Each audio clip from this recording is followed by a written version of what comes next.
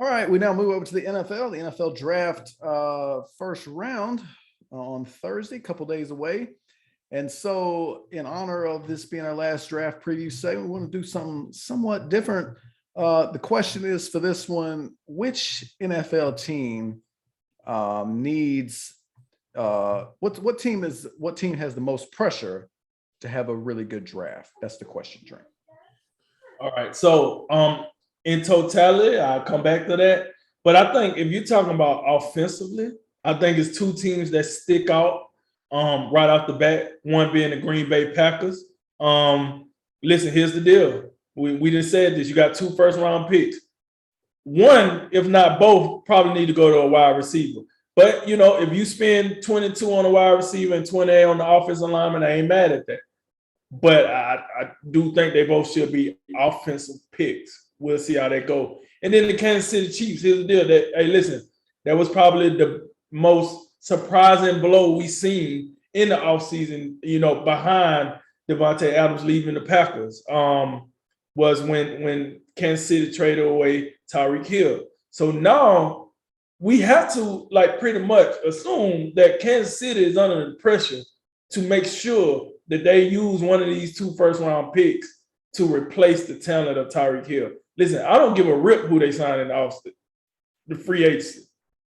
I don't give a rip. They can sign 4 or 5 receivers. Unless one of them receivers is like a top 5 receiver, I don't give a rip. The Juju Smith-Schuster, that ain't enough. They ain't gonna cut it for me.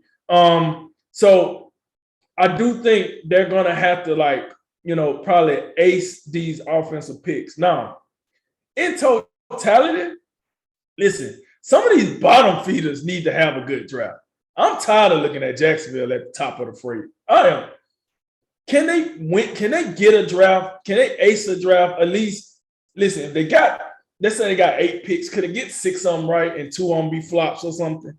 I'm tired of looking at them at the top of the draft. You think you're tired of them? How do you think a Jacksonville correspondent feels?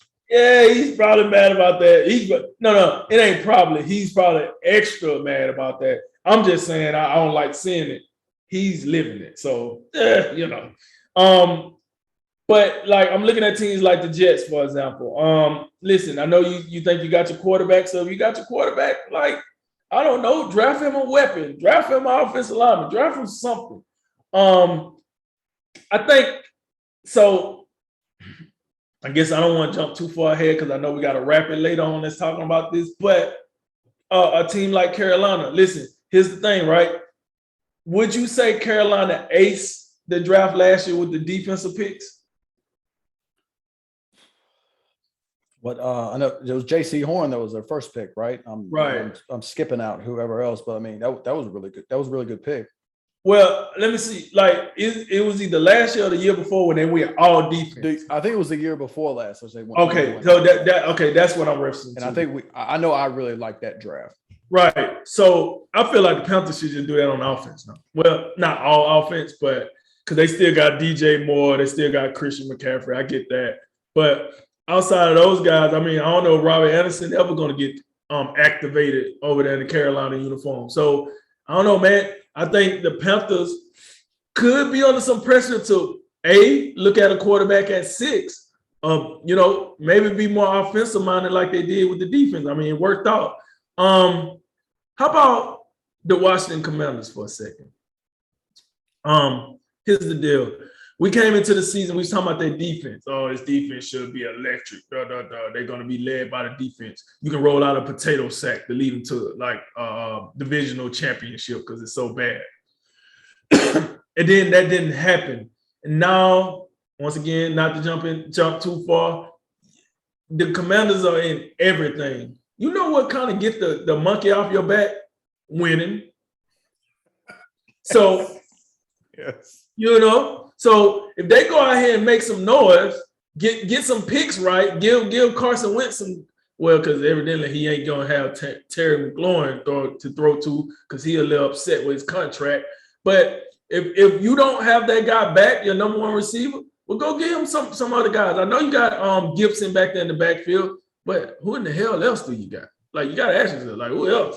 So maybe I say a team like the Commanders probably could, ace the draft. They need to ace the draft. Matter of fact, to the answer to your question, I think the Washington Commanders is a team that need to absolutely ace this draft.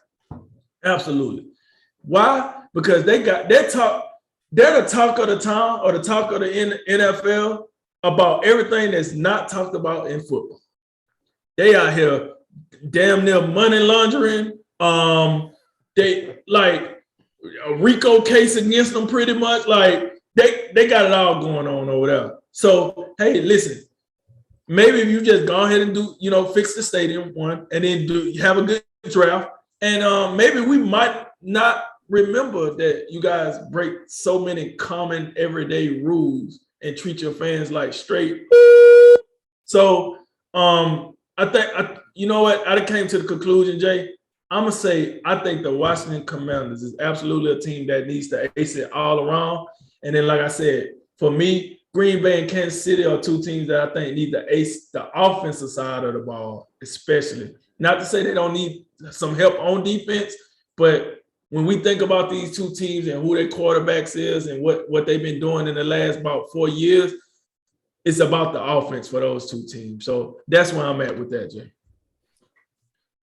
Yeah, there's definitely quite a few teams. I mean, look, if you're one of these teams that's picking in the top 5 or whatever, and you're one of these teams that's got 2 first-round picks and like the first 10 to 15 picks, yeah, you're up there for a reason. I think I'm gonna leave Green Bay alone for once. I'm gonna leave them. Well, actually, I take that back. I actually got something for them in the Rapids. So no, but I'm gonna leave them alone for this segment.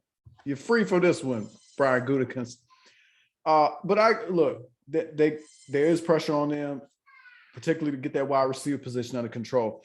I like what you said about Kansas City, and I think look, obviously offense side is a big deal, but I think for the whole team is big because it just feels like with the loss of Tyreek Hill and Tyrann Mathieu. By the way, has he still even been signed? Have we seen anything? I don't think I've seen anything. But it feels like for Kansas City, there's some real cracks in the armor right now. For the past couple of years, it just feels like, man, Kansas City is just the juggernaut. They are the team to beat. And now without Tyreek Hill, because again, like I've been saying, I mean, after Tyreek Hill and Travis Kelce, it get a little, there's a little bit of, there's not that much. I don't see that much after him, I mean, so it just feels like now, how do you restock, and I'm not saying, I don't think they're going to replace Tyreek Hill, but like, you're going to have to do it by committee. And it starts with Kelce, obviously, but like Juju's going to have to come in there and play big for him. Valdez-Scantling, I think that's an underrated guy that you can bring in. At least he can maybe stretch the field for you. I'm not saying he's not going to be Tyreek Hill, but at least can he be a vertical threat to take some of the pressure off Kelce, and not let some teams just come in there and just press up on everything. Because Kelce and Juju, they're not going to stretch the field, I don't believe. But you're going to need a little bit more. You're going to need another guy who can take the top off the defense, I think. But also, I mean, speaking of the defense, if Tyrann Mathieu, we know what he means to that defense. They're not going to re-sign him somehow, you're gonna have to get better over there as well. And what it seems like to me is, it just gets to a point where how much can the quarterback overcome? And I think Patrick Mahomes is a guy who can overcome a lot, but now you're starting to take some of his guys away, and it's just like, I think it's going to be difficult moving forward if you don't draft smartly and are able to help him out. So I think Kansas City is under some pressure from the standpoint that I think it can be very easy for them right now to kind of lose that allure and that kind of predetermination we have, that like, man, it don't matter what happens. Kansas City they're gonna win the AFC West, and they're gonna be in the AFC Championship game. But we know they're gonna be somewhere at the end when it matters. And even off the jump, when we talk about all these AFC West teams, Denver getting Russell Wilson, the Raiders with Devontae Adams, the Chargers with Khalil Mack and J.C. Jackson to a lesser degree. I mean, all these teams are coming, and they're coming pretty hard, it appears. But outside of Kansas City, I did agree. I do agree with these teams in the top 5. And look, I mean, not to pick on Jacksonville, but look, Jacksonville got a hit. They got to hit. They got to ace this one.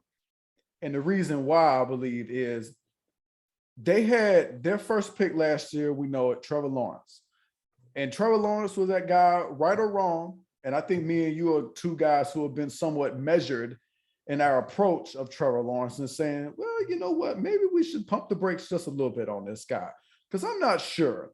It looked like some pretty simple stuff we're out there doing at Clemson. We just out here throwing the ball up, just throwing jump balls to the likes of T. Higgins and Justin Ross, and like, oh, that's it, that's good. Because you do a little bit more. I think it's going to be a little bit more complex come NFL time.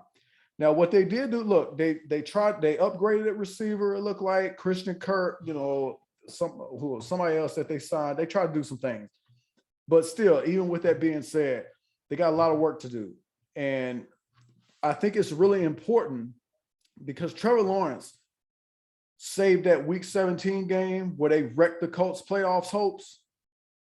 That was pretty uninspiring last year, what we saw from Trevor Lawrence. I know guys coming to the league with first overall pick, and Peyton Manning was like 26 touchdowns, 28 picks, and sometimes guys struggle early on. But when you have those level expectations, look, people ain't gonna be patient for so long. But with that, and this is why we say the situation a guy gets put in, it's a big deal. It can make or break you. And Jacksonville's a situation that has broke a lot, So I think it's crucial that Jacksonville, Dave Caldwell, whoever, I guess he's still making picks. They didn't fire him, despite the whole, what was it, the Twitter picture handle with the clown mustaches and just all the nonsense they was doing. Look, man, they got to get Trevor Lawrence some more help. And the number 1 pick is cool and all, but you don't want to be doing this over and over and over again. So if nothing else, there's pressure, I think, to not be an NFL joke, because that's what they are now. They're a joke. And but you just can't be that when you get the supposed savior of the franchise. There comes some level of responsibility to make improvements. And the first year in that you didn't get better. You really didn't get that much better. So, new coach, hopefully that means something. Hopefully Doug Peterson got something for us, because I know, look, speaking of flat sodas like the Utah Jazz, Doug Peterson got a little stale up there in Philadelphia.